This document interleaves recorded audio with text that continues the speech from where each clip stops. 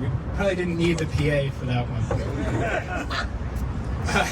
My last introduction of the afternoon really doesn't need a ton of introduction here, but I'm going to do it anyway. Ernie Bellows, our union brother, our lead organizer, and the person who's been keeping the labor enforcement agencies in Rhode Island and Massachusetts busy.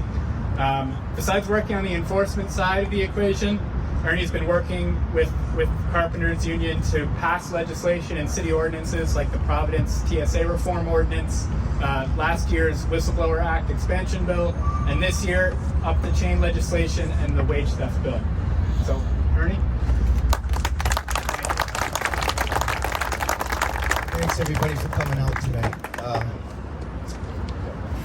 So, as part of my duties is to go out onto construction sites, open shop construction sites on a daily basis.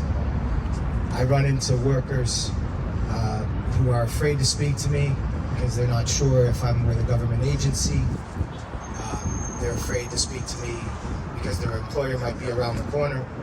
They live in fear, constant fear.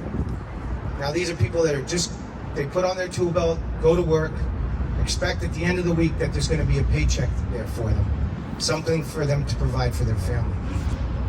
And I hear these horror stories on the jobs. How, they worked 70 hours, but the boss said he's got to cut a couple hours for this and a couple hours for the truck. They come in, and next thing you know, he's got a 50-hour paycheck, and it's all for straight time. So as we know, after 40 hours, you're supposed to be paid time and a half. So that's wage theft as well. It comes in various forms. Everybody thinks it's, you pull a gun out on somebody and that's theft. No, theft can be done in different ways on different levels. And, we had a case here in Rhode Island where a young mother of three, was working on a job at a storage facility, building a storage facility in Johnston. And she got on site, she worked for a few days, and while working, putting on some drywall on the exterior of the building, a sheet of drywall fell on her, hit her in the leg and broke her knee. One of the workers brought her to the hospital. She gets to the hospital, said, "Who are you working for?" She gives them the information. They treat her. Next day she calls, tells them she needs to go on workman's comp, tells them that, she needs her paycheck. And she's promptly told that, "We don't know what you're talking about. You didn't work for us. You worked for the sub to the sub to the sub. Go deal with Corona Brothers." So there's got to be accountability when we talk about up the chain. But also there's got to be accountability on the individual that tells you, "You don't work for us and you're not getting a check from us, let alone, your workman's comp that you're entitled to through law." So this is what we're dealing with.